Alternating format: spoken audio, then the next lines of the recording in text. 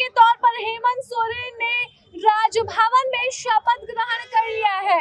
उनके शपथ ग्रहण में किसी भी अन्य मंत्री ने शपथ नहीं लिया, यानी कि कैबिनेट विस्तार आने वाले दिनों में होगा। हेमंत सोरेन के शपथ ग्रहण की चर्चा थी कि 7 जुलाई को वह शपथ लेंगे, लेकिन आनंद फानन में शपथ ग्रहण समारोह आज आयोजित करवाया गया। माना जा रहा है कि राज्यपाल का कार्यक्रम है आगामी दिनों में, वह शहर में नहीं रह सकते हैं। ये भी वजह रही कि हेमंत सोरेन ने जल्दबाजी में शपथ ली। वहीं दूसरी तरफ टेक्निकल टर्म में देखा जाए तो चुनाव से पहले, यानी कि विधानसभा चुनाव से पहले 6 महीने पहले अगर हेमंत सोरेन शपथ नहीं लेते हैं तो फिर वह शपथ कब लेंगे, ये जिम्मेदारी जो है वो चुनाव आयोग की देखरेख में होगी। ऐसे में आज के दिन हेमंत सोरेन शपथ ग्रहण करते हैं।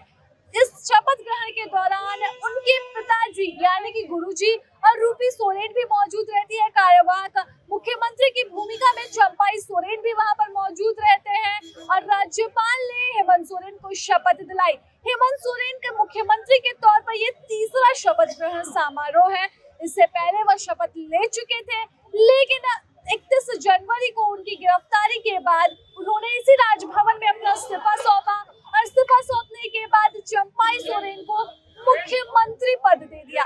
5 महीने तक मुख्यमंत्री रहने के बाद कल चंपाई सोरेन का इस्तीफा होता है और आज जो है हेमंत सोरेन शपथ ग्रहण कर लेते हैं। इस बीच विपक्ष का आरोप रह रहा है कि हेमंत सोरेन बिना सत्ता के नहीं रह सकते, या फिर परिवारवाद का जो आरोप है विपक्ष का वो चरम पर है। बातचीत करते हैं, तमाम विधायकों से समझने की कोशिश करते हैं कि विपक्ष के इन आरोपों का जवाब जो है पलटवार किस तरह से कर रही है सत्ताधारी दल। बिना सबूत के 5 महीने तक उन्हें जनता से दूर रखा, सिटिंग मुख्यमंत्री को रिजाइन कराया और अब हाईकोर्ट के आदेश से जब वो जनता के बीच पुनः आए हैं, इसके पहले उनका जो स्नेह दिखाया जनता ने, हमारे कार्यकर्ताओं ने, न्याय यात्रा, उलगुलान महारैली और पूरे देश के बड़े लीडर्स ने जिस तरह से समर्थन दिया, उसके लिए उनकी दुआओं से ही आज वो बाहर हैं और इस तरह से फिर से शपथ ग्रहण की अगुवाई में चूंकि अब चुनाव लड़ा जाएगा तो महागठबंधन कितना मजबूत फील कर पा रहा है एक बार फिर से हेमंत सोरेन को पाकर? देखिए, पिछले चुनाव में 2019 में डबल इंजन की सरकार थी। उस समय जिस कुशलता के साथ हेमंत जी ने चुनाव लड़ा और इंडिया गठबंधन को साथ में लेकर, कुछ पार्टियों को साथ में लेकर सरकार बनाया और लोगों की जो उम्मीदें थी उसे भी पूरा किया, तमाम तरह की योजनाएं लॉन्च की, उनका इम्प्लीमेंटेशन भी बहुत अच्छी तरह से हो रहा है, कोविड में भी बहुत कुशलता से संभाला, इसलिए उनके प्रति सबका भरोसा है और तमाम पार्टियां जो गठबंधन में हैं उनके विधायकों और उनके जो नेता हैं उनके कहने पर ही फिर से शपथ ग्रहण हुआ है। मैं बीजेपी को कहने का तो कोई नैतिक आधार नहीं है। नैतिक आधार इसलिए नहीं है कि ये किसी पार्टी में अगर वो सदन के सारे सदस्यों, माननीय सदस्यों ने अगर निर्णय लिया, गठबंधन के सारे सदस्यों ने निर्णय लिया, तो बीजेपी प्रश्न करने वाले कौन है? एक, और अचानक वो घड़ियाली आंसू बहाना वो बंद करे जो आदिवासी प्रेम वो झलका रहा है। मैं बीजेपी के लोगों को स्मरण दिलाना चाहता हूँ कि देश का सर्वोच्च पंचायत संसद भवन के उद्घाटन में एक आदिवासी महिला जो राष्ट्रपति है उन्हें आमंत्रित तक नहीं किया जाता है। यही भारतीय जनता पार्टी के हमारे शिवराज चौहान जी आए जो मुख्यमंत्री, माननीय मुख्यमंत्री मध्य प्रदेश के होते हैं, उनके मुख्यमंत्री काल में एक आदिवासी व्यक्ति के मुंह पे मूत्र त्यागा जाता है। बाबूलाल मरांडी जी क्या उनसे माफी मांगी है क्या? बाबूलाल मरांडी जी को उनसे प्रश्न किए क्या?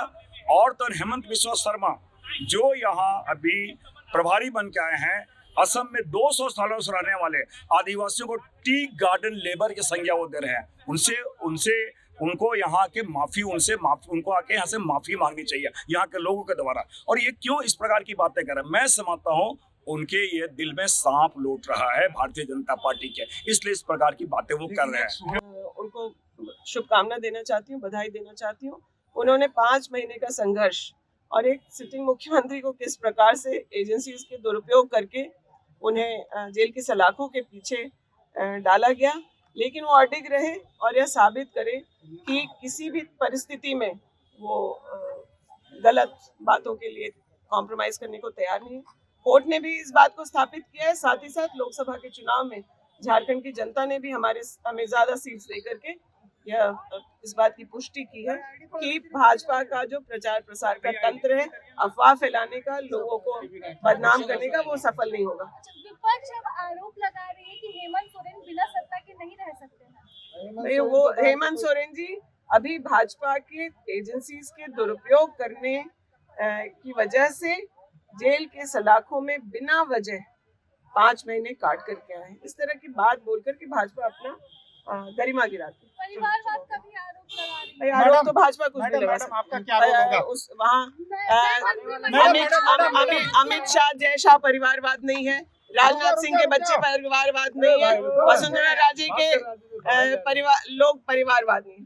आप एक बात बताइए, परिवारवाद का लगता है बात करते हैं, जब हम हैं विधायक तो हमारी पत्नी इसमें लगी हुई रहती है, हमारा बेटा लगा हुआ आता रहता है, मेरा पतो लगा रहता है, चाय से पिलाने तक, सारे लोगों को नाश्ता कराने तक, कहीं और कुर्सी बैठाने का काम करता है, तो उसका अधिकार नहीं हो क्या? वो क्या ये राजनीति में आना गुनाह है क्या? तो निश्चित तौर पे परिवारवाद का जो आरोप लगाया जा रहा है वो बिल्कुल गलत है। अकेला नहीं रह सकते, इसीलिए जो है ये आप कहते हैं, ऐसी बातें नहीं है। और आप उदारवादिता के देखे उस समय यदि जो आप कहते परिवारवाद कब कहते, जब हेमंत सोरेन जी रिजाइन किए। भाई सुनिए ना मेरी बात, हेमंत सोरेन ही मुख्यमंत्री। अरे भाई बता रहा हूँ मैं, मुख्यमंत्री क्यों नहीं नहीं ये बता हम कह रहे हैं, नहीं ये मैं कह रहा हूँ कि हेमंत सोरेन जी को आपने देखा जब रिजाइन किए थे तो उस समय अपनी पत्नी को यदि जो मुख्यमंत्री बनाते तो परिवारवाद आता।